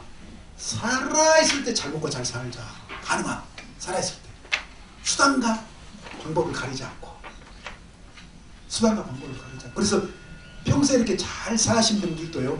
체면 유지를 하면서 가장 잘 사신 어른들께서도 마지막에 이제 돌아가실 때 좀 보면 굉장히 그동안 살아오신 어떤 면모와 다른 그런 면모를 보여주시다 가신 분들도 있다라고 그러더라고요. 그때는 뭐 자식도 이제 뭐 필요 없다, 소용없다라고까지도 이제 이야기를 하면서 굉장히 극단적으로 이제 자신이 그동안 자기 그래도 본 그 뿌리가 이제 아주 작동을 하는 거죠. 이제 제대로 이제 작동을 거의 그러니까 극성스럽게 이제 작동을 해서 이제 마지막 그 임종까지 가는 죽음의 모습도 굉장히 다양하게 나타나더라고요. 네. 그런데 그런 분들은 그러니까는 그 이제 여러 가지 우리 조건에서 한평생을 살 수가 있습니다. 그런데 그 세계관이라고 하는 것이 그런 게 예를 들어서 그게 이제 죽으면 끝이다. 세계의 근원이라든지 본질, 인간의 근원이라든지 본질 이런 거 여러 가지로 봐서 그래 이제 나름 다 생각을 하면서 삽니다. 그래 수단과 방법을 가리지 말고 잘 먹고 잘 살자. 즐기면서 살자. 그러다가 이제 더 이제 나이가 들고 이제 나중에 이제 더 그게 이제 아주 적나라하게 되면은 말 그대로 남의 돈 꼬서 사 먹고 갚지 말고 죽자. 갚지 하는 마음까지 생겨요. 남의 돈 꼬서 사 먹고 갚지 말고 죽자. 쉽게 이야기로 부처님 시대의 육사외도 가운데 아지타 케사칸발린이라는 유물론적 세계관을 가진 정말 우리 교재는 그거 안 나왔습니다만 이 불교 이제 교리의 불교 흥기의 배경으로서 육사의 외도 바라문계 육사의 이것까지만 가지고도요 한 굉장히 재밌어요. 왜 그 불교가 일어날 수밖에 없는가? 그게 이제 육사의 외도 같은 지금 방금 전에 아치타케사 캄발린의 유물론적 세계관. 그래서 그 사람 그렇게 그런 유물론적 세계관을 이제 깊이 마음속 깊이 그걸 받아들인 사람은 수단과 방법을 안 가리면서 숨어서 자기의 이득만을 위해서 자신의 부인도 남편도 자녀도 이웃도 친족도 전부 뭐예요? 자기 욕망 충족을 위한 수단밖에 안 돼요. 그리고 요즘 사람들 그게 이제 아주 가운데 자기 부인을 내게 생명보험 남편에도 생명보험 그래가지고 아주 교묘한 지능적으로서 죽여야 안 죽여요? 굉장히 이제 다양한 혈족이라고 그래야 되더라고요. 형제 자매지간이라고 그래야 되더라고. 부부간에 깊은 정으로 사는 사람이라고. 그게 또 보면 자기 욕망의 수단 정도로 그런 사람들이 우리 주변에 많잖아요. 사회에. 그래 폐륜이라고까지도 뭐 극단적으로 이야기하고 부모 자식 간에도 요즘에 돈 가지고 막판에 가서 이렇게 싸움 이런 경우도 많아요. 이제 그러니까는 유물론적 세계관, 그런 세계관. 종교 지도자라고 하더라도 어때요? 목사나 뭐 스님들이라고 하더라도 경우에 따라서는 전혀 그 종교의 가르침과 달리 숨어서 엉뚱한 짓, 나쁜 짓 하다가 언론에 나오는 경우 많던가요? 안 많던가요? 많죠. 많아요. 요즘에 들어서 많이 이제 정보화 시대에 이제 많이 드러나고 있죠. 예. 그러니까 그 세계관 뿌리라는 겁니다. 세계관이라는 것은. 어떻게 어떤 우리가 그 삶의 내용과 방향을 좌우하는 근간이라는 뿌리라는 거죠. 어떠한 세계관을 갖느냐에 따라서 그 사람의 삶의 내용, 이때 그게 그 자체가 내용이 되고 방향이 된다는 겁니다. 대단히 그래 중요하다. 불교에서는 그 점을, 부처님께서 그 점을 핵심으로 봅니다. 세계관을 어떻게 바른 세계관, 행복한 세계관을 가져서 너와 나 모두가 다 함께 행복한 삶으로 갈 수 있는가를 불교의 시작점이에요. 그래서 이 세계관, 불교에서 세계관을 나타내는 말은, 불교 말은 뭐예요? 벌관자잖아요. 불교는 관이라는 말, 뭐 자비관이라든지 굉장히 관이라는 말을 많이 쓰기도 하지만은 견이라는 말도 많이 쓰고. 그래 팔종대의 첫 번째가 뭐예요? 견이 정견, 올바른 세계관, 행복한 세계관 확립. 세계관이 우리의 삶의 행복, 좋은 삶과 나쁜 삶을 좌우해 버린다는 겁니다. 뿌리라는 겁니다. 그래서 어떻게 세상을 볼 것인가, 인간을 어떻게 볼 것인가. 아까 말씀드린 것처럼 남편을 자신의 욕망의 어떤 수단으로만 여기면 어때요? 나중에 이제 남편 볼장 다 받다, 이제 월급도 안 갖다 주고 돈 안 갖다 주는 것 같아요. 아이고 냉대에다가 이제 뭐저 그냥 우리 이혼하자, 뭐 황혼 이혼도 그냥 해버리기도 하고 그런다고 그러잖아. 아, 물론 뭐 여러 사정이 있다라고 또 뭐 변명도 하고, 또 변명이라고 또 골고 넘어질 수 있으니까 변명이 아닐 수도 있고요. 그렇습니다.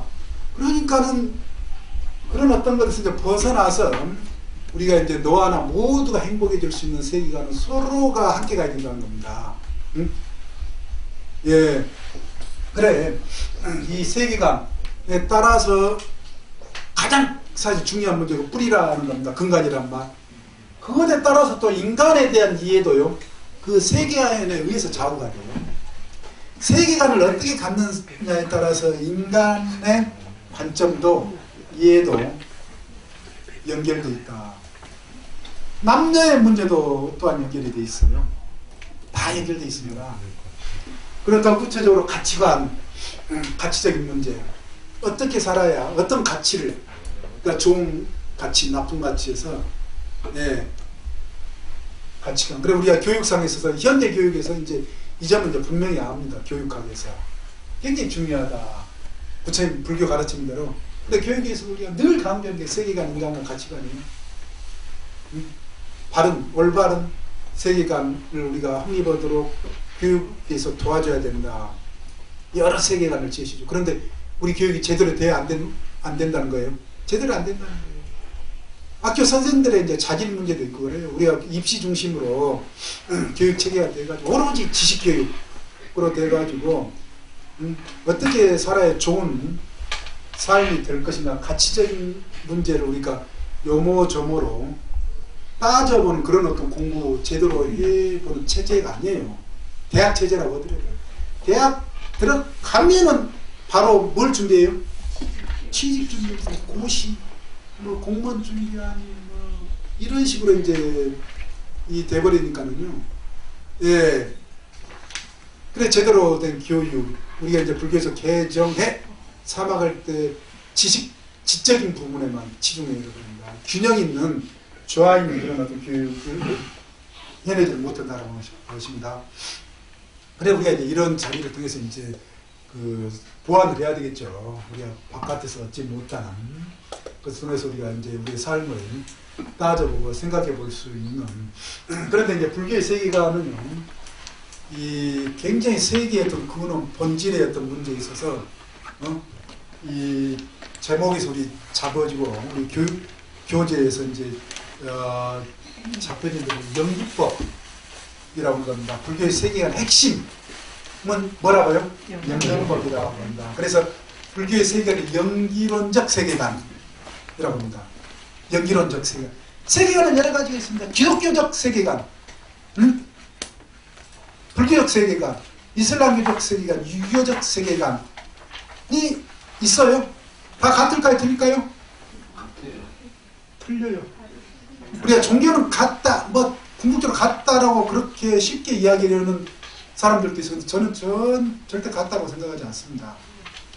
기독교고 불교가 얼마나 다른데요. 기독교고 불교고 유교도요 얼마나 다른데요. 알면 알수록요 뿌리 자체가 다른, 물론 형태는 약간 비슷한 측면이 있어요. 그렇지만은 내용은 엄청 다른. 왜 이제 다른가를 이제 오늘 이제 보게 될 겁니다. 그래서 불교의 세계관은 영국과 기독교의 세계관, 이슬람교의 세계관, 유교의 세계관, 그 안에 또 세부적으로 유물론적 세계관, 유신적 세계관, 수없는 말로 이 세계관을 정리를 합니다. 그게 이제 사상이에요. 철학입니다. 그게요. 네. 뭐 이혼론적 세계관, 다원론적 세계관, 이론론적 세계관, 세계관을 수없이. 단멸론적 세계관. 그렇죠. 단멸론적 세계관도 이야기해야 되죠. 지금은 끝이다. 순환론적 세계관도 돌고 돈다. 라고 하는 세계관을 가지는 사람은 또한 세상을 보는 임하는 태도가 달라요. 단멸론적인 세계관 임하는 태도가 달라요. 단멸 말고도 단절도 끝난다. 그러니까는 하는 거는 잘 먹고 잘 살자. 해서 수단과 방법을 가리지 말자는 바로 연결될 수가 있습니다. 생각이 사유가요. 사후가 그렇게 연결될 수가 있습니다. 수없이 세계관. 왜 그러니까 세계관이 중심 주제로 이야기될 수밖에 없는가를 지금 이야기하는 겁니다. 불교는 어느 쪽인가요? 예? 그 부분에서 불교는 어느 쪽에 있습니까? 연기법. 아니 연기법이니까 순환론적이네요. 그러면. 아, 그건 이제 더 세부적으로 이야기되는 것이고, 연기법 속에서 순환론적 세계관이라고 할 수가 있습니다. 그렇지만 일단 큰 더 이제 그 중심에서부터 이제 이야기를 하고요. 그건 이제 나중에 그 맥락은 이제 또 연결되어 있습니다. 연기법 속에. 예. 그런데 연결되어 있는데요. 우리 인류에 있어서 이제 큰 그 흐름으로 동서고금을 막론해서요. 큰 흐름이 뭐냐. 이런 세계관입니다. 동서고금. 동양이나 서양이나 시대에 불문하고 과거에 우리 인류의 조상들이, 우리의 선조들이 가졌던 이 세계에 대한 근원, 본질에 대한 문제를 어떻게 생각을 했느냐. 이 세계는 여기 어딘가에는 누가 있다? 창조 조물주가 있다. 신이 있다. 그래, 그 신이 있어서 이 세상을 만들고 인간을 만들었다. 그런 상상을 한 거예요. 우리의 환인, 당군 사상도 똑같아요. 인도에서도 힌두교의 뿌리가 되는 바람교가 똑같이 그런 생각을 한 겁니다. 기독교, 이스라엘 사람들도 뭐예요?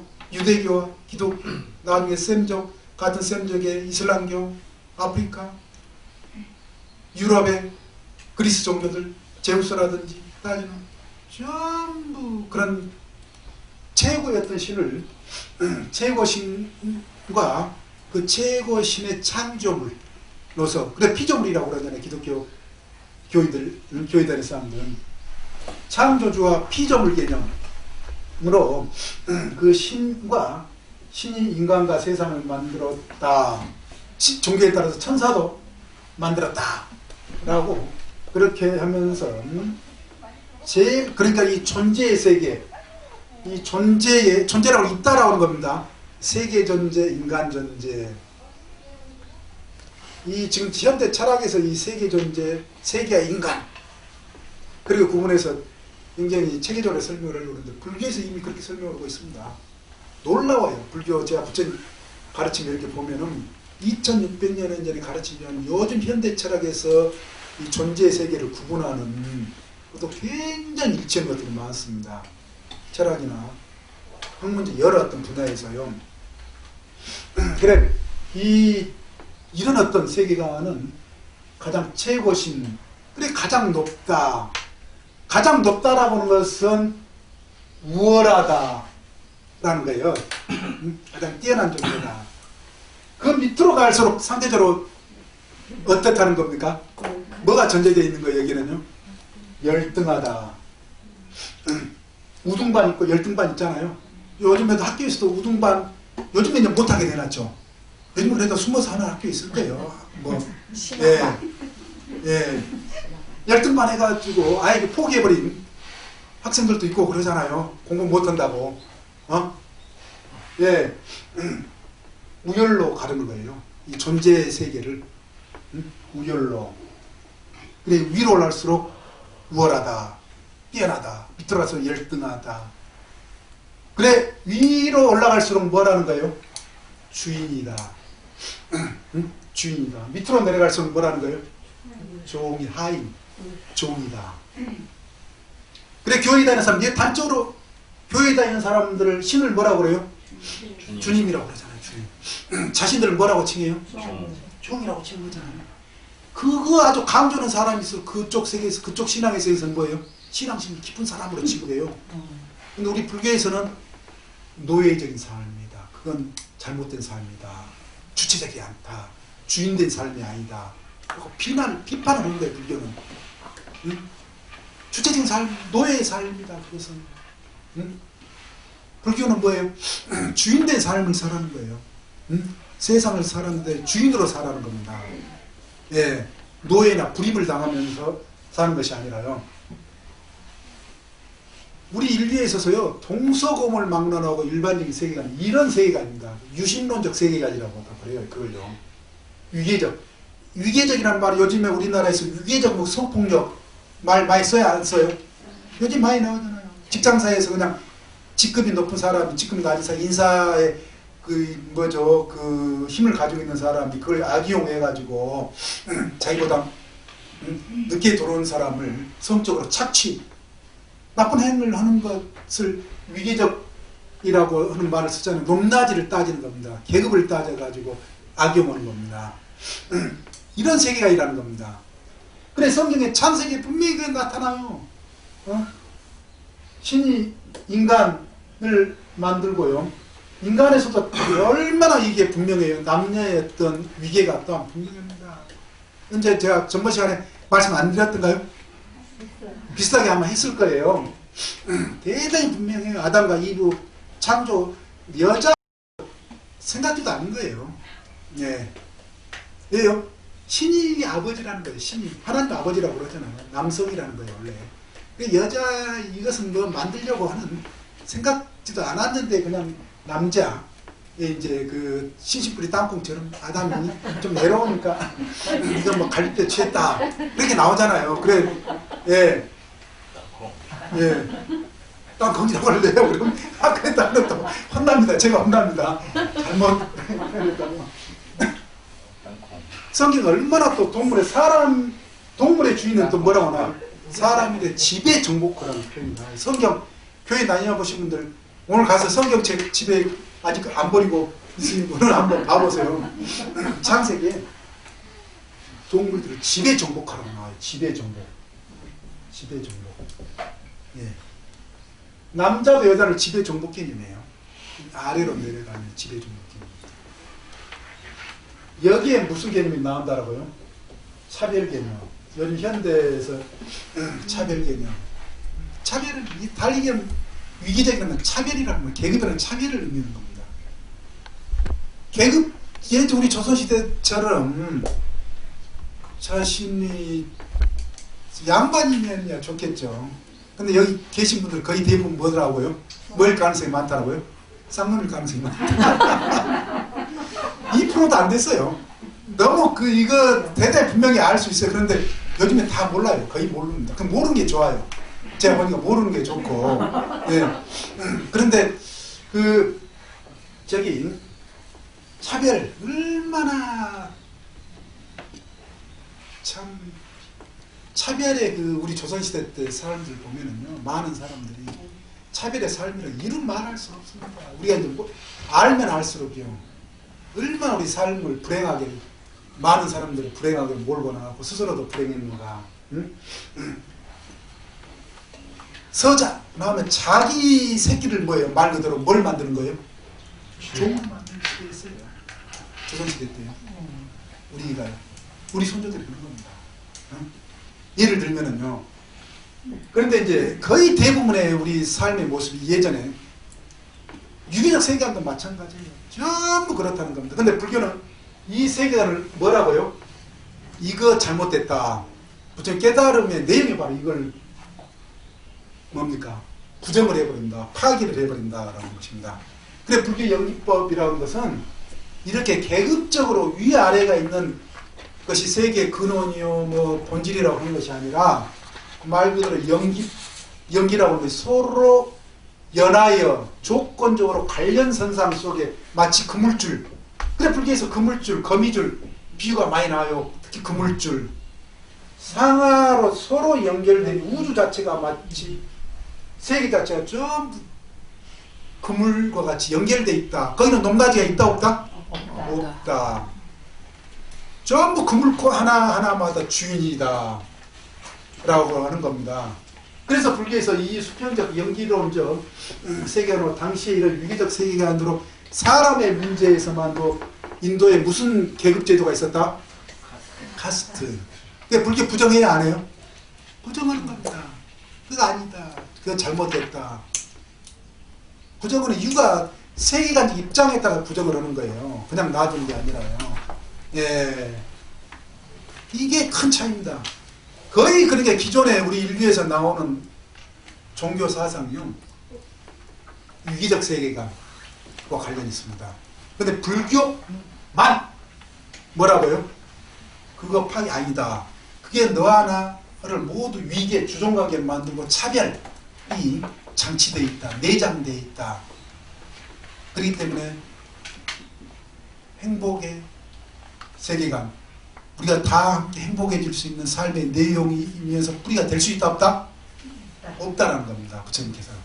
그래서 이제 이런 어떤 세계관 연기법을 중심으로 시간의 문제, 공간의 문제 다 달라져요. 남녀의 문제, 사람과 동물과의 관계 다 다르게 이야기합니다. 오늘 여기까지 10분 전에 끝냈습니다.